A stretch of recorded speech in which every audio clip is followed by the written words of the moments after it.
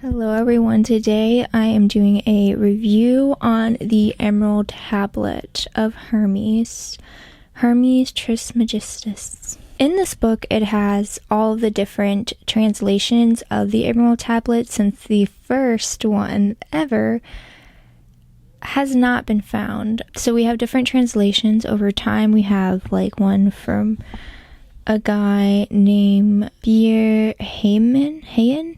There's an Arabic version, there's a 12th century Latin version, Isaac Newton version, Madame Blavatsky, a Chinese version, and even a French version. So there's so many different translations of it.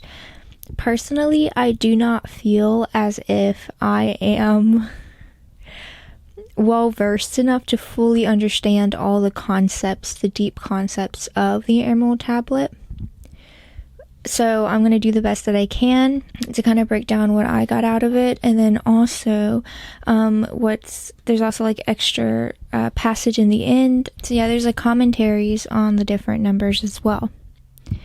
So there's a 0 through 12. The Emerald Tablet's very, very short. It has 12 short little snippets of what their little catchphrases are. So 0, message received, engraving from Hermes. So it's a clarification, it's from Hermes. 1 states that the truth be said. So what is about to be told to us will be what is true. 2, what's above, so below. What's below, so above. Alright, and from that we are familiar with that from the Kybalion. Whatever is manifested up in the heavens will come to earth. Whatever is manifested on earth will affect the evolution of what is in the heavens and what the heavens decides to interact with the earth below as we're connecting with it, right? So 3 is all is one. And then I also watched another video. So this video, I'm going to go ahead and put it in the comments. So if you guys want a more in-depth video that goes through it, watch that one in the comments below. But what I'm planning to do is I'm going to come back to this book after I'm done reading a bunch of my other books on spirituality, because I have a lot of big ones coming up.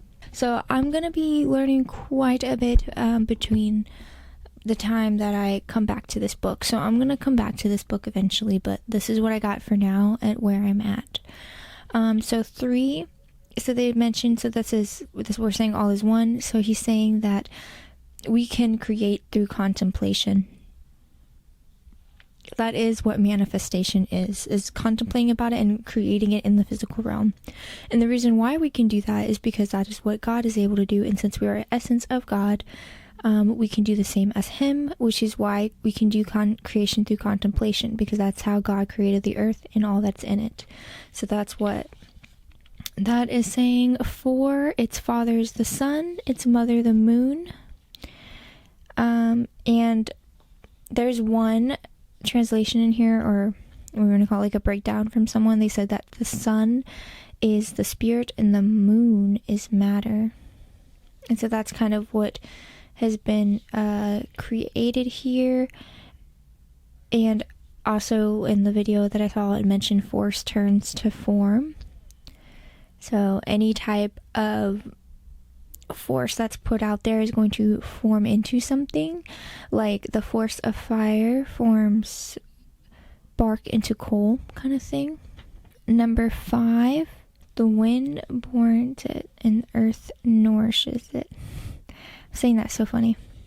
So in my translation is like the wind wrestles elements, like evaporating like water. So it's like, but what's interesting is about in metal, it mentions that like moisture is dissolved inward as if it is swallowed by the earth. When wind is air, air is life, and life is spirit. Spirit creates life, as in, so does, again, it goes back to force creates form, right? Evaporation, wind, wrestling of the elements, being a part of life, rushing through it all. And I'm sorry if, this isn't crystal clear, because again, I'm struggling to fully understand as well. This is very deep, historic ways of understanding like how the universe works and like esoteric texts. So it's going to take us some time, and we can be patient. It's okay. We can do this. So next we have number 8. It rises from below to above and takes back its power from below. And that one goes back to like form also creates force. Like whatever exists can also create more. It's like an ebb and flow cycle. It's like everything is creating each other. Everything is going back and forth. So that like it's like saying like, earth was made by fire. Well, it's not just fire. It's separate from fire. If it was just made by fire, then it would be a part of fire. But earth itself can also create. So that's why, because, earth spins on its axis. It creates its own force. And so that's kind of what it's saying. It's like it's allowing more separation to happen. Now we have number 9. The light will cause darkness to flee. That translation says like the light of spirit becomes constant. So when that becomes constant, ignorance, deception, doubt, and foolishness removes from consciousness. So about like, I guess where our evolution is headed towards.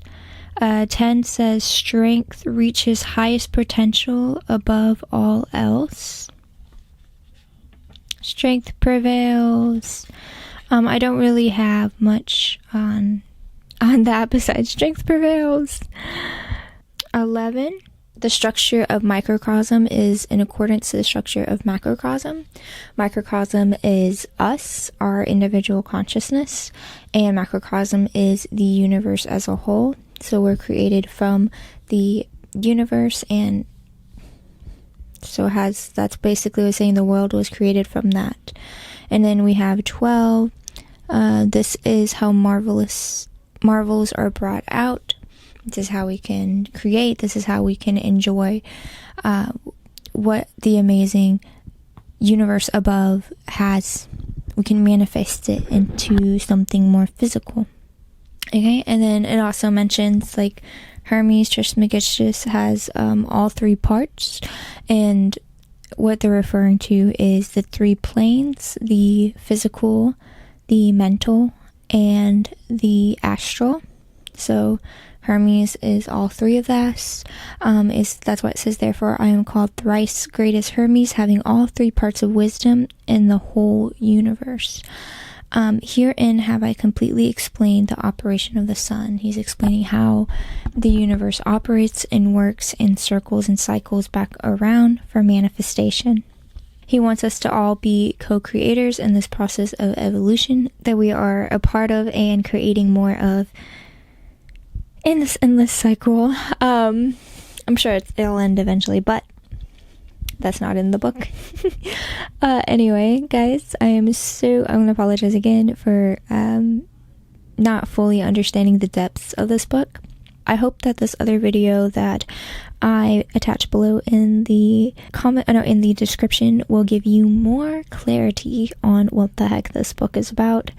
If anyone else has any other resources, please share, and if anyone else has any other further understanding, please share as well, and we will continue on this spiritual journey and keep the conversation open about like what the heck is this deep meaning about. And because again, this is the core of esotericism. This is the core of what has created things like tarot, like as becoming more of a strong divination tool, and this has influenced many different cultures around the world and many different beliefs and ways of understanding how the earth operates. And so it's so fascinating, and this is one of the beginnings. This is from Plato time, okay? Like, this is crazy. So it's definitely worth studying and looking into. And maybe if you do understand a lot of esoteric teachings, take a whack at reading it yourself. It's very short, very quick. You can read it literally within a day. It took me about a week because I read really slow sometimes. So yeah, it's a very small, short book, literally just like 14 little points that you can just go beam, bam, bam.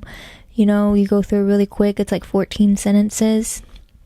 There's like maybe like 10 translations and then a breakdown. And so it's really short and easy read, which also makes it more difficult to understand because it's not broken down like super in-depthly.